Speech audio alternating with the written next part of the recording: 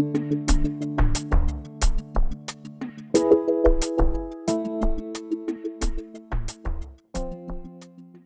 दोस्तों सुबह के 11:30 हो रहे हैं और हम पहुंच चुके हैं रामनगर, और रामनगर से हमने लिया टेम्पो ट्रैवलर और अब हम जाएंगे यहां से सीधे दिल्ली। दोस्तों हम अपने घर से निकले थे सुबह 6 बजे और यहां पहुंचे हम 10:30 बजे। तो बस हमें सही मिल गई थी और बस भी फटाफट हमें यहाँ ले आई। तो बस का सफ़र बड़ा अच्छा रहा हमारा सुबह का। गाँव से जितने भी मुझे गिफ्ट मिले थे वो सब मैं ले आई थैले में भर के, और थैला इतना भारी था कि उठाया नहीं जा रहा था। पहाड़ी पर चढ़ते हुए बड़ी मुश्किल हुई मुझे, यानी कि बस स्टैंड तक पहुंचने में मुझे बड़ी दिक्कत आई, लेकिन मैंने हिम्मत नहीं हारी और मैं सब लेकर आ गई जितने गिफ्ट मुझे मिले थे। तो दिल्ली जाके मैं दिखाऊंगी आपको मुझे क्या क्या गिफ्ट में मिला है।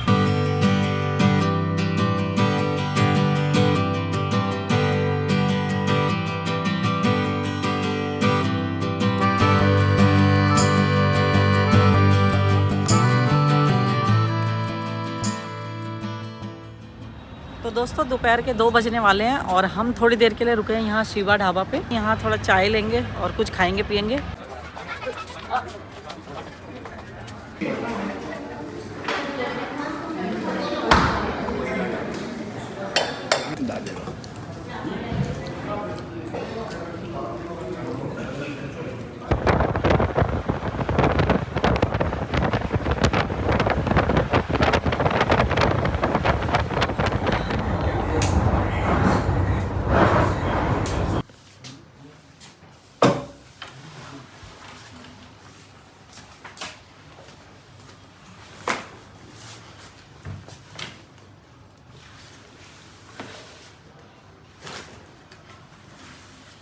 तो दोस्तों पहुंच गए अपने घर और 5:45 हो गया। मतलब हम सुबह 6 बजे घर से निकले थे और इस टाइम भी 6 बजने वाले हैं, यानी कि 12 घंटे होने वाले हैं हमें गांव से निकले हुए। तो पूरे 12 घंटे का हमारा ये सफ़र रहा, मतलब गांव से दिल्ली तक अपने घर तक का। तो दोस्तों 2 थैले लेके गई थी दिल्ली से और 4 थैले लेकर आ रही हूँ। 2 तो हमारे पहले से ही थे, 2 थैलों में सामान रखा हुआ है गाँव का। तो गांव से मेरे को क्या क्या सामान मिला, क्या क्या गिफ्ट मिले, वो मैं आपको अभी दिखाऊंगी। और अभी तो हो रही है यहाँ पे गर्मी, गांव में इतना अच्छा मौसम था, ठंडी ठंडी हवा चल रही थी कि मतलब इसमें भी ठंड लग रही थी, और यहाँ गर्मी से हालत ख़राब हो गई इसकी वजह से। तो अब इसको उतार देते हैं। यहाँ इतनी ठंड नहीं है जितनी गाँव में थी। गाँव में ठंड में मज़ा आ रहा था वैसे तो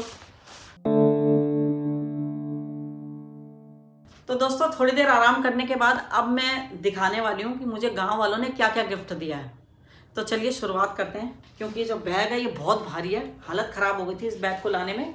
और क्या है कि प्लेन्स में तो लाया जाता है, लेकिन हमारे घर से और जो बीरुखल बाजार था वहाँ तक क्या है, पहाड़ी है ऊंची। तो वो ऊंची पहाड़ी चढ़ के लाना, बैग लेकर आना तो थोड़ा ज़रा मुश्किल सा हो जाता है। लेकिन यह कि गिफ्ट मिल रखे हैं तो मैंने कहा क्यों छोड़ूं। वैसे तो ये सब चीज़ें यहाँ पे भी मिलती हैं। आप लोगों को शायद ये लगे कि बताओ यार इतनी ऐसी चीज़ों के लिए ये लालच कर रही थी शायद, लेकिन ऐसा नहीं है। ये चीज़ें यहाँ पे भी मिलती है लोगों, लेकिन क्या होता है कि वो लोगों का प्यार है। जब हम जाते हैं गाँव में तो लोग सब देते हैं कि भाई जिससे जो जो चीज़ बन पड़ती है वो देने लग जाता है। तो दोस्तों ये वो गिफ्ट नहीं है कि जो लोग सोचेंगे भाई कपड़े दिए होंगे या कोई और गिफ्ट आइटम दिया होगा, ऐसा नहीं। जो उनके खेतों में होता है, जो उन्होंने मेहनत से उगाया होता है, तो वो चीज़ें वो गिफ्ट करते हैं। तो मेहनत कितनी करनी पड़ती है खेतों में ये तो आपको पता ही है। तो चलिए मैं दिखा देती हूँ आपको।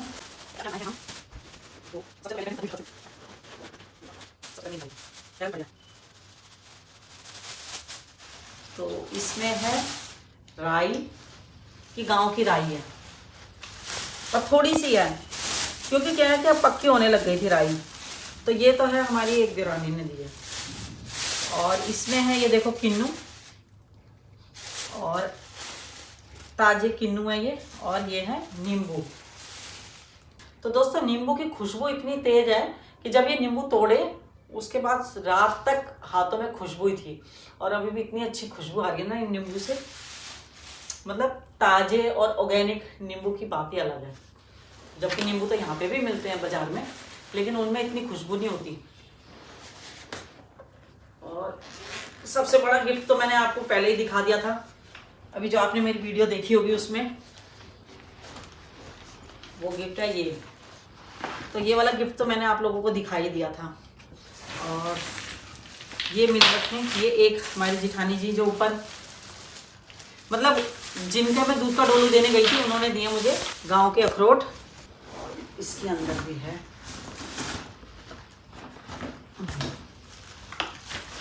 दिखा देती हूँ मैं। तो ये दिए हैं दूसरी जेठानी के लिए।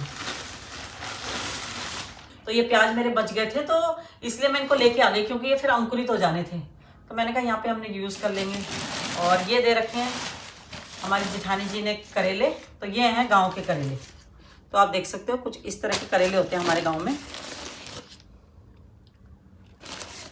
और आपने देखा होगा एक हमारी जेठानी जी जो दिल्ली से ही गई थी अभी, उन्होंने दिया एक छोटा सा घिया। तो उनके अभी ये घिये हो रखे थे, तो उन्होंने एक घिया कह रहे तुम दोनों के लिए बहुत है ये। तो दिया तो ये वहाँ पे खाने के लिए था, लेकिन मौका ही नहीं मिला इसको बनाने का। तो मैंने सोचा क्यों ना इसको भी ले जाऊँ दिल्ली। और ये मूली, तो ये मूली देखो ताजी मूली है, तभी तोड़ी थी उन्होंने, यानी कि तभी उखाड़ी थी, तोड़ी थी नहीं सॉरी, तभी उन्होंने उखाड़ी थी अपने खेत से। खेत खाली कर रहे थे तो उन्होंने मूली उखाड़ी, तो ये मूली दी है। और ये नींबू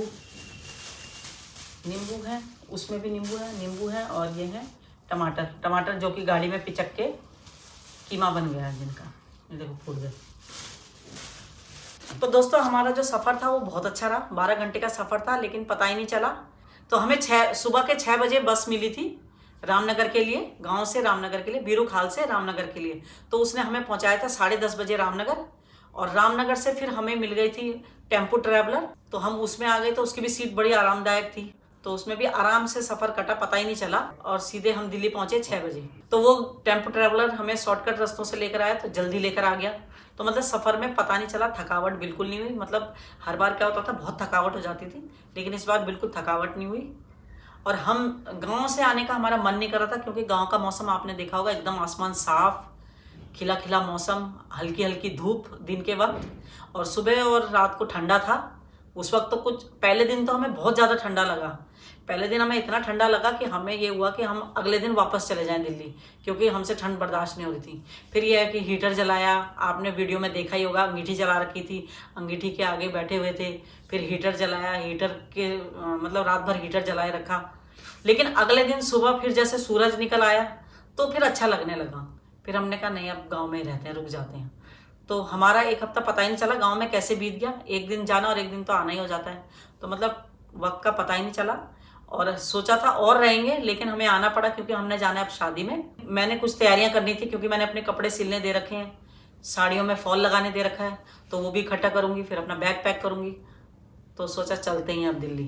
तो जैसे हमने दिल्ली में एंट्री करी, तो दिल्ली में तो मौसम गर्म था, तो हमने पहनी हुई थी सर्दी वाली जैकेटें।